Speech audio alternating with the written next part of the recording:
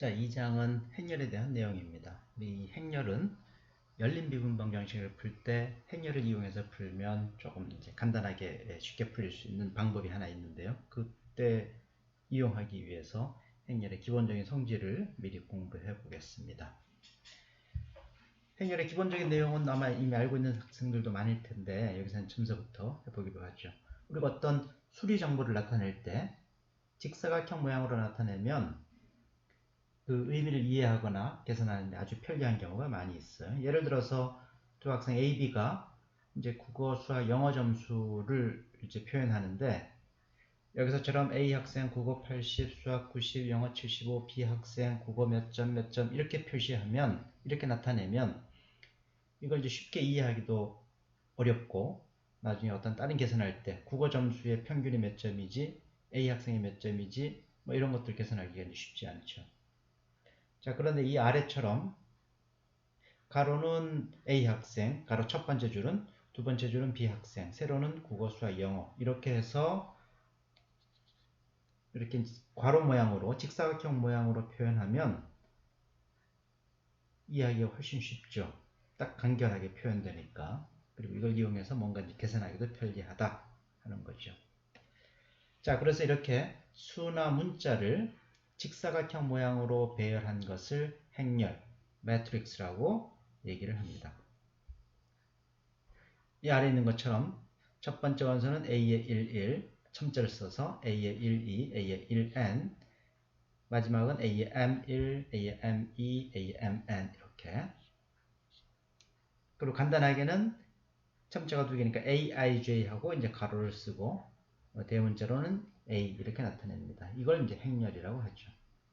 이 행렬 중에서 i번째 위에서부터 i번째 열에 있는 것, 위에서부터 i번째에 있는 것. 자, 지금 표시한 건 이제 두 번째죠. 그러니까 i번째니까 첨자의 첫 번째 수가 i예요. 그래서 ai1, ai2, ain 이것을 a의 i번째 행벡터다, 로 벡터다 이렇게 얘기를 하고 또 이렇게 세로로 있는 것. 그러니까 이제 두 번째 첨자가 j번째 있다 그러면 두 번째 첨자가 똑같게 되겠죠. j로. 그래서 A의 1J, A의 2J, A의 MJ 이렇게 되는 것. 이것을 A의 J번째 열벡터라고 얘기를 합니다. 그래서 행벡터, 열벡터 있어서 행열이라고 부르죠. 행은 로, 열은 칼럼. 자, 특히 이제 AIJ를 이건 행열에 I번째 행에 있고 J번째 열에 있으니까 AIJ를 I행 J열 성분이다, 컴포넌트다 이렇게 얘기를 합니다. 그리고 앞에서 행렬은 행이 m개고 이제 위에서부터 m개의 줄이 있었죠. 그 다음 왼쪽에서부터 n개의 줄이 있었으니까 행이 m개, 열이 n개인 행렬을 m 곱하기 n 행렬이다. 물론 m 곱하기 n은 이제 계산하는 게 아니고 그냥 표현만 m 곱하기 n 이렇게 쓰죠. m 곱하기 n 행렬이다. 앞에 있는 수가 행의 개수, 뒤에 있는 수가 열의 개수를 나타냅니다. 특별히 이제 m과 n이 똑같을 때는 행렬에 수 놓여있는 모양이 정사각형 모양이 되니까 그것을 정사각형이요, 스퀘어 매트릭스라고 얘기를 하고 또 aij가 0이에요. i와 j가 서로 다를 때는 i와 j가 똑같은 얘기는 행렬 모양에서 여기 a의 1, a의 2, 2, a의 n 대각선에 있는 게 i와 j가 똑같은 거죠. 그래서 그 이외에는 전부 다 0인 행렬, 대각선에만 어떤 값이 있고 0 아닌 값이 있을 수가 있는 거죠. 물론 0일 수도 있고 어쨌든 대각선 이외에는 전부 다 0인 행렬, 그것을 대각행렬, 다이어고널 매트릭스라고 얘기를 합니다. 자, 특히 대각행렬 중에서 대각선에 있는 수가 전부 다 1인 경우 그럴 때를 단위행렬, 아이덴티티 매트릭스라고 얘기를 하고 우리 간단하게는 I라고 나타냅니다. 또 모든 성분이 0인 행렬, 전부 다 0인 행렬은 0행렬이라고 얘기를 하죠. 제로 매트릭스. 그리고 0행렬은 영어 대문자 O로 나타냅니다. 그러니까 행렬을 문자로 나타낼 큰 전체를 하나의 문자로 나타낼 때는 영어 대문자를 쓴다는 거죠. 자, 예를 들어서 A, B, C, D 이렇게 4개가 있는데 A, B, C, D 모두 2 곱하기 2 행렬이죠. 2 곱하기 2 행렬이고 더구나 M과 N 똑같으니까 다 정사각 행렬이죠. 그리고 B, C, D를 보면 대각선 이외에는 전부 다 0이니까 B, C, D는 대각행렬이죠. 그런데 특히 C는 대각선의 수가 1이니까 대각행렬 중에서도 단위행렬이고 D는 모든 성분이 0이니까 0행렬이 되는 거죠. 자, 이번엔 행렬의 연산 봅시다. 행렬은 우선 두 행렬의 합, 그 다음에 차, 이거는 A와 B가 모두 다 M 곱하기 N 행렬로 똑같은 모양일 때만 더하기와 빼기가 가능합니다. 그래서 이게 행렬이고 K가 어떤 상수라고 그럴 때, 자, 우선 두 행렬이 같다는 말은 A equal B라고 쓰는 것은 두 행렬의 각각의 같은 위치에, 그러니까 같은 위치에 있는 성분이 같은 거죠. 모든 ij에 대해서 aij와 bij가 똑같을 때, 그러니까 같은 위치에 있는 값이 똑같을 때, 그럴 때 두 행렬은 같다고 얘기를 합니다. 그 다음에 두 행렬 합은 모양이 같을 때 같은 위치에 있는 것들끼리 더하는 거죠. 그래서 a 더하기 b가 두 행렬의 합이 어떤 cij라는 행렬이라고 한다 그러면 이 cij는 aij 더하기 bij, 같은 위치에 있는 성분들 두 개 더한 것. 그 다음에 이제 행렬의 스칼라 곱은 행렬 전체에서 어떤 스칼라 상수 곱하는 건데 그건 각각의 성분의 전부 다 k를 곱한 것. 그게 행렬합과 스칼라 곱입니다. 자, 그 다음에 이제 행렬의 곱은 조금 이제 더하기보다는 좀 복잡한데, 자, 두 개의 행렬이 있을 때 A 행렬은 M 곱하기 N 행렬이에요. 그 다음에 B 행렬은 N 곱하기 P 행렬. 그러니까 A 행렬의 열의 수하고 두 번째 행렬의 행의 수가 똑같을 때만 곱하기를 할 수가 있다는 거죠. 그리고 이때 그 결과는 M 곱하기 P가 됩니다. 앞에 행렬의 행의 수, 뒤에 행렬의 열의 수. 자, 왜 이렇게 되는지는, 그리고 왜 이럴 경우만 곱할 수 있는지는 곱하기를 해보면 쉽게 알 수가 있는데, 곱한 거의 성분은 이 아래에서 식으로 주어진 시그마 K는 1에서부터 N까지 AIK와 BKJ를 계산한 거예요. 자, 이게 식으로는 조금 자, 바로는 안 되니까, 바로는 이제 머릿속에 잘 안 들어오니까 우리 행렬 예를 들어서 한번 해봅시다. 1, 2, 3, 4, 5, 6 곱하기, 그러면 이건 2 곱하기 3 행렬이니까 뒤에 곱하는 건 3 곱하기 얼마 행렬이어야만 곱하기를 할 수가 있어요. 예를 들어 3 곱하기 2 행렬 붙죠. 뭐 할까요? 1, 2, 3, 4, 5, 6 이렇게 해볼까요? 그러면 결과는 2 곱하기 2 행렬이 될 텐데, 그죠? 2 곱하기 3 행렬이고 3 곱하기 2 행렬이니까 곱하면 결과가 2 곱하기 2 행렬이 된다는 거죠. 자, 그런데 첫 번째 성분은 이 CIJ 만든 내용이 뭐냐면, 자, C의 1은 어떻게 돼요? C의 1은 시그마 K 이퀄 1에서부터 3까지 A의 1K, B의 K1이에요.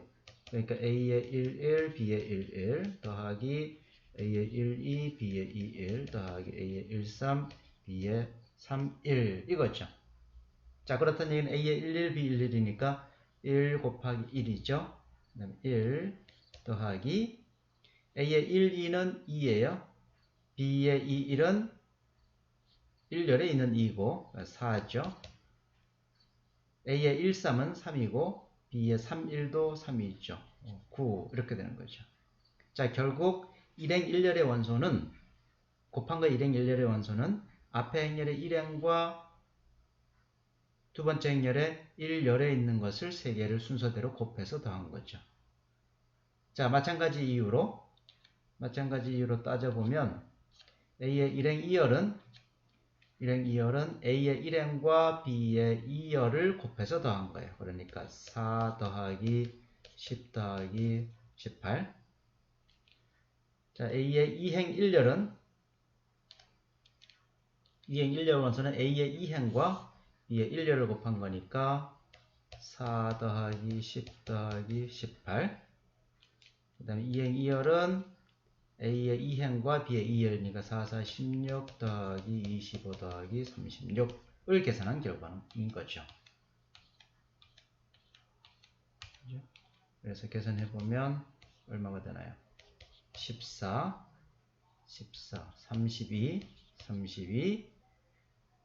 34, 11에다가 36이니까 77 해서 이런 2 곱하기 2 행렬이 나오는 거죠. 이게 이제 행렬의 곱입니다. 이해할 수 있겠죠? 자, 이 행렬의 곱에 대해서는 그리고 이제 합, 스칼라 곱 이런 행렬의 연산에 대한 성질은 이런 것들이 성립해요. 교환법칙, 첫 번째 교환법칙이죠. 교환법칙, 결합법칙, 그 다음에 영행렬이 덧셈에 대한 항등원 역할을 하고 스칼라 곱에 대해서는 배분법칙도 성립하고 그 다음에 상수 두 개를 곱하는 스칼라 곱하는 것은 하나 먼저 곱하고 곱하는 거하고 똑같고 그죠? 그게 다음 두 개고 그 다음에 단위 행렬은 행렬의 곱셈에 대한 항등원 역할을 하는 거고 행렬의 곱셈에 대해서도 결합법칙과 배분법칙이 성립한다 하는 거죠. 그리고 보통 실수들 사이의 연산에 대한 성질이 행렬에서도 그대로 성립한다 하는 겁니다. 다만 잘 보면 곱셈에 대해서는 교환법칙이 없죠. 그죠? 이게 똑같다는 게 교환법칙인데 요거에 대한 설명은 없으니까 이건 나중에 한번 더 보기로 합시다. 그리고 이 증명은 선형대수 책들 보면 나와 있고 간단한 것들을 계산해 보면 알 수 있으니까 증명은 하지 않고 넘어가기로 합시다. 자, 행렬의 곱에 대해서 결합법칙과 분배법칙이 성립하지만 교환법칙이 성립하지 않아요. 잠깐 전에 얘기했듯이. 예를 들어서 0, 2, 3, 5하고 0, 1, 2, 5 이거 두 개 곱해보면 40, 10, 28이에요. 그런데 순서를 바꿔서 곱해보면 3, 5, 15, 29로 서로 다르다는 걸 알 수 있죠. 그래서 행렬의 곱하기는 교환법칙이 성립하지 않는다는 것 여러분들이 잘 기억을 해두기 바랍니다. 자, 행렬에서 우리가 또 한 가지 자주 쓰이는 것은 어떤 행렬이 있을 때 행렬의 행과 열을 바꿔놓은 것. 그러니까 1행에 있던 것을 1열로 1열에 있던 것을 1행으로 그러니까 대각선을 중심으로 해서 이렇게 뒤집어 놓은 거죠. 이제 그런 행렬을 전치 행렬, 트랜스포즈라고 얘기를 하고 이 t를 본따서 a의 t 제곱처럼 a의 t 이렇게 씁니다. 다시 말하면 전체 행렬이라는 것은 전체 행렬의 i행 j열 원소는 원래 행렬의 j행 i열 원소, 그러니까 cij는 aj이와 같다. 이렇게 뒤바뀌는 거죠. 그리고 특히 어떤 행렬이 자기 자신의 전체 행렬과 똑같을 때, 이렇게 뒤집어도 똑같을 때, 이렇게 되려면 대각선을 중심으로 해서 대각선 오른쪽 위에 있는 모양하고 왼쪽 아래에 있는 모양하고 같은 대응되는 위치에 있는 값이 똑같아야 되겠죠. 그런 행렬을 대칭 행렬, 시메트릭 매트릭스라고 얘기를 합니다. 그리고 반대로 a가 a의 t에 마이너스가 될 때, 이렇게 뒤집었더니 마이너스가 될 때는 반대칭 행렬, 스퀘어 시메트릭 매트릭스라고 이야기를 합니다. 자, 행렬의 전체 행렬에 대한 성질은 첫 번째, 전체 행렬은 자기 자신하고 똑같아요. 그러니까 대각선을 중심으로 해서 뒤집었다가 다시 뒤집으니까 원래 거하고 똑같아지죠. 그 다음에 두 행렬을 더해서 뒤집은 건 뒤집어서 더한 것하고 똑같고 곱해서 뒤집은 건 각각 뒤집어서 곱한 것 순서를 바꿔서 세 번째 거 잘 기억해 두세요. AB의 전체 행렬은 그냥 A의 전체 행렬 곱하기 B의 전체 행렬이 아니고 순서를 뒤집어야 된다. 행렬은 교환법칙이 곱하기에 대해서는 교환법칙이 성립하지 않는다 그랬으니까 그죠? A 전체 행렬 곱하기 B 전체 행렬과 B 전체 행렬 곱하기 A 전체 행렬. 그건 다른 거죠. 이런 성질이 성립한다 하는 겁니다. 자, 그 다음 예에서 우리가 한번 해봅시다. 이 구체적인 행렬 AB가 주어졌을 때 AB의 전체 행렬과 B의 전체 행렬 곱하기 A의 전체 행렬 각각 계산을 해봅시다. 먼저 AB 계산하면 자, 1행과 1열 곱하니까 26 마이너스 1이죠. 그 다음에 1행 2열은 1행과 2열이니까 2이고 그 다음에 1행과 3열이니까 10 플러스 3 이렇게 되죠. 이번엔 2행과 1열 곱하면 마이너스 9 마이너스니까 마이너스 11 2행과 2열이니까 4 자, 2행과 3열이니까 마이너스 15 플러스 6 이렇게 되죠. 그래서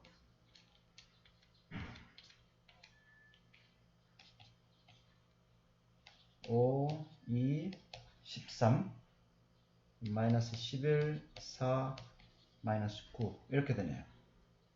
그럼 A, B의 전체 행렬은 이거 전체를 행과 L을 바꿔놓으면 1행에 이제 5, 12, 13이 있었던 것이 1열로 가는 거죠. 5, 2, 13 그 다음에 이제 마이너스 11, 4, 마이너스 9 얘가 A 전체 행렬, A, B 곱한 다음에 전체 행렬 한 겁니다. 자, 먼저 전체 행렬해서 곱하는데 순서를 바꿔서 그럼 이제 B의 전체 행렬이라는 것은 3, 0, 5, 마이너스 1, 2, 3 되죠. A의 전체 행렬은 2, 1, 마이너스 3, 2 되니까 자, 이거 1행과 1열 곱하면 6, 마이너스 1 1행과 2열 곱하면 마이너스 9 마이너스 2 2행과 0, 2와 곱하면 1열 곱하면 2 0, 2와 마이너스 3이니까 4 이번엔 3열 3행 5, 3 5, 3이면은 10 플러스 3 마이너스 15 플러스 6 이렇게 되죠. 그래서 5 마이너스 11 2, 4 13 마이너스 9 아까 계산한 거 똑같죠? 따라서 AB 전체 정체행렬은 B의 전체행렬 곱하기 A의 전체행렬이 되겠다 하는 겁니다. 잘 기억해 두세요. 곱해서 전체행렬을 하면 각각의 전체행렬의 곱과 똑같은데 순서가 뒤바뀐다는 것.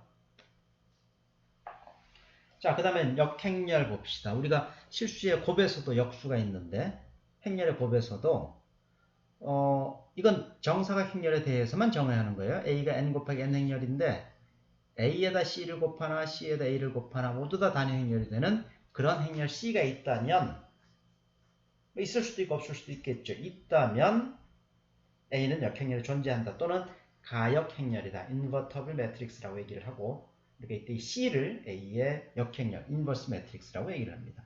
기호로는 A의 마이너스 1제곱이라고 나타내죠. 그리고 역행렬이 존재하지 않을 때 그러니까 A와 A의 역행렬이 서로 친구인데 이 친구가 없으니까 A 역행렬이 없으니까 이제 싱글이죠. 그래서 싱귤러 매트릭스라고 얘기를 합니다. 우리말로 이제 특이 행렬이라고 하는데 영어로 기억하는 것이 조금 더 이해하기가 쉬워요. A 역행렬 친구가 없으니까 싱귤러 매트릭스다 하는 얘기죠. 자, 그런데 어떤 행렬의 역행렬은 없을 수도 있지만 만약에 있다면 하나밖에 없어요. 역행렬이 있다면 하나밖에 없습니다.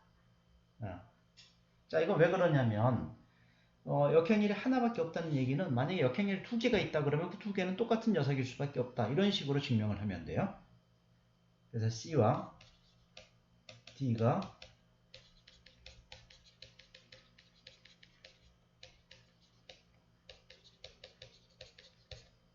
C와 D가 역행렬이라고 그러면 자, C가 역행렬이니까 CA나 AC나 모두 다 단위 행렬이 되죠. 자, D도 역행렬이니까 DA나 AD는 모두 다 단위 행렬이 되죠. 자, 그러면 C는 원래 C 곱하기 단위 행렬 또 C니까, 그죠? 근데 단위 행렬이 위에서 성질 주어진 것 중에서 AD도 I였죠. 이걸 이용합시다. 그럼 여기 A, D 이렇게. 그럼 행렬의 곱은 교환 법칙은 성립한다고 할 수 없지만 결합 법칙은 성립했으니까 이건 CA와 D의 곱이죠. 그런데 바로 위에서 또 CA가 뭐였었나요? 단위 행렬이죠. I 곱하기 D인데 어떤 행렬에 단위 행렬 곱하면 자기 자신이 있죠. 그래서 결국 C와 D가 똑같다는 거죠. 이제 그 말은 어떤 행렬에 역행렬이 만약에 두 개 있다 그러면 C와 D 두 개 있다 그러면 그 두 개는 같을 수밖에 없다. 이 말은 역행렬은 유일하다. 만약에 있다면 이게 증명이 된 거죠. 자, 역행렬의 성질을 봅시다.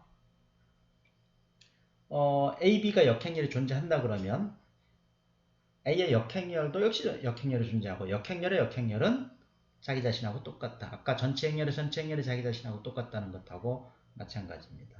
그 다음에 전체 행렬도 역행렬이 존재하고 전체 행렬의 역행렬은 역행렬을 한 다음에 전체 행렬을 해도 되고 상수 곱한 거의 역행렬은 그냥 역행렬 계산하고 그 상수는 분의 1 해주면 되고 A 곱하기 B의 역행렬은 각각의 역행렬을 곱하고 똑같은데 전체 행렬하고 마찬가지로 순서를 뒤바꿔야 된다 하는 거죠. 자, 이거 한번 증명해보죠. 자, 첫 번째 거. 우리 역행렬이라는 것은 AC와 CA가 단위 행렬이 되면 C가 A의 역행렬이다. 이 사실을 이용할 거예요. 그 말은 이제 우리가 A의 역행렬을 구하니까 A의 역행렬을 구하니까 A의 역행렬에다가 뭘 곱했을 때 그 다음에 그거에다가 A의 역행렬을 곱했을 때 이게 단위 행렬이 되면 여기 별이라고 그럴까요? 별은 A의 역행렬의 역행렬이죠. 따라서 별은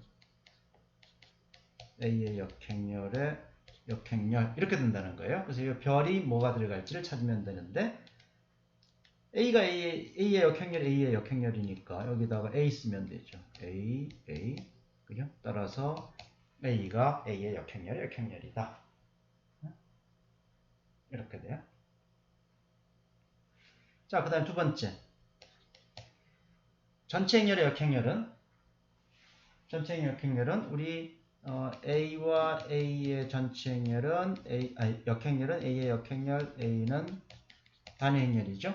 요거 양변에다가 전체 행렬 한번 해봅시다. 그럼 A의 역행렬의 전체 행렬은 A의 역행렬 A의 전체 행렬은 단위 행렬의 전체 행렬. 그럼 우리 앞에서 전체 행렬의 성질에 의해서 이건 A의 역행렬의 전체 행렬, A의 전체 행렬. 그죠?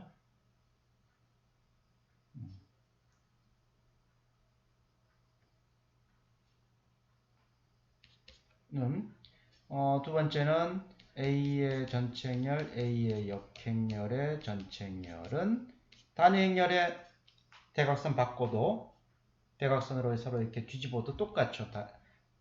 그죠? 자, 그러니까 A의 역행렬의 전체 행렬과 A의 전체 행렬은 서로 역행렬 관계라는 얘기죠. 두 개 곱해서 단위 행렬이 되니까. 그죠? 따라서 A의 전체 행렬의 역행렬은 A의 역행렬의 전체 행렬이다. 이렇게 되는 거죠. 자, 이해됐나요? 세 번째 봅시다. 자, 이것도 KA라는 행렬하고 K분의 1 A의 역행렬하고 곱해봅시다. 그러면 행렬의 상수 곱해지는 건 상수끼리 먼저 곱해도 된다 그랬으니까 이건 K 곱하기 K분의 1 A와 A의 역행렬이 있죠. K와 K분의 1 곱하면 1이고 물론 이제 K는 0이 아니죠. A와 A 역행렬은 단위행렬이니까 이거 단위행렬이에요. 똑같은 아이디어로 K분의 1 A의 역행렬과 KA도 곱하면 단위행렬이 되죠. 자, 그렇다는 얘기는 두 개 곱해서 단위행렬이니까 지금 밑줄 친 두 개의 행렬이 서로 역행렬 관계라는 거죠. 따라서 KA의 역행렬은 K분의 1 A의 역행렬이다 하는 얘기가 되겠습니다. 자, 됐죠? 자, 그 다음 마지막 두 개 곱한 거의 역행렬 한번 계산을 해봅시다. 이건 어떻게 하냐면 4번 AB하고 B의 역행렬, A의 역행렬 곱해봅시다.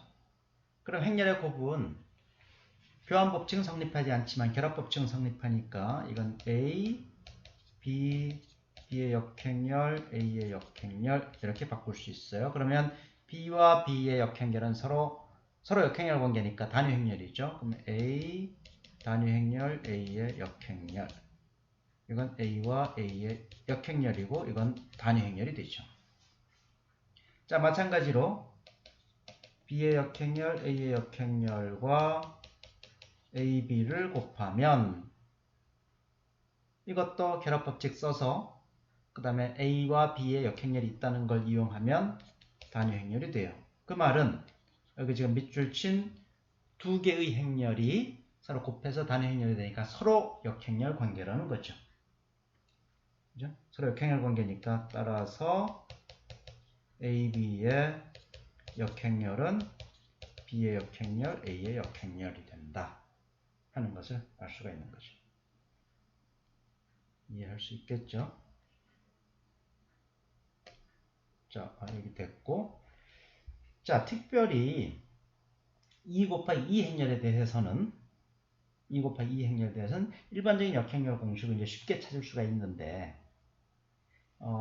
2 곱하기 2 행렬이 이제 A, B, C, D예요. 그럼 이 행렬은 AD-BC가 대각선 곱하고 반대대각선 곱해서 뺀 거 AD-BC가 0이 아니면 역행렬이 존재해요. 그리고 이때 역행렬은 AD-BC분의 대각선의 원소 AD는 위치를 바꾸고 반대 대각선에 있는 것은 부호를 바꾸고 이러면 된다 하는 겁니다. 자, 이건 A와 A의 역행렬 여기서 주어진 것 그냥 곱해보면 쉽게 알 수가 있어요. 여기에 A, B, C, D 그 다음에 AD-BC 이건 상수고 그죠? 여기에 D-B-Ca죠. 이건 AD-BC분의 이런 상수니까 앞으로 나가고 그냥 행렬 두 개 AB하고 DC 1열 곱하면 AD-BC 그 다음에 일행 2열은 AB 마이너스 AB 플러스 AB 이행 1열은 CD 마이너스 CD 이행 2열은 CD니까 마이너스 BC 플러스 AD죠.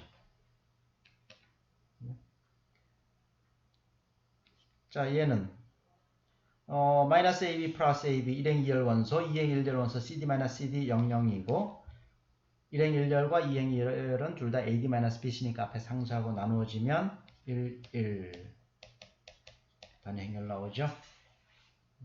따라서 역행렬은 이식 기억해 두세요. AD-BC분의 이쪽 대각선은 위치를 바꾸고 반대 대각선은 부호를 바꾼 게 바로 역행렬이다 하는 거죠.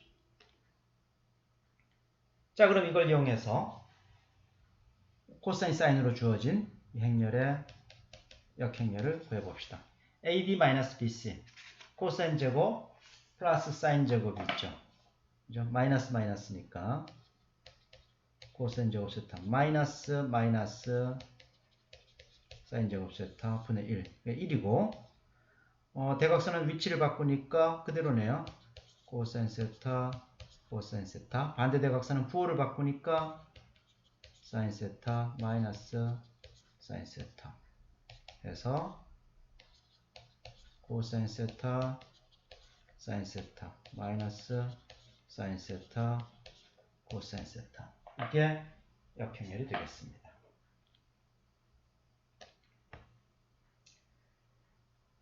자, 그 다음에 1차 독립과 1차 종속인데 어떤 벡터가 n개가 있을 때 x1에서 xn까지 벡터예요. 그리고 이 상수들도 n개가 있을 때 x1에다 상수 곱하고 xn에다 상수 곱해서 더한 것 이걸 이제 1차 결합이라고 하는데 이 좌변을 x1, xn의 1차 결합이라고 얘기해요. 리니어 콤비네이션.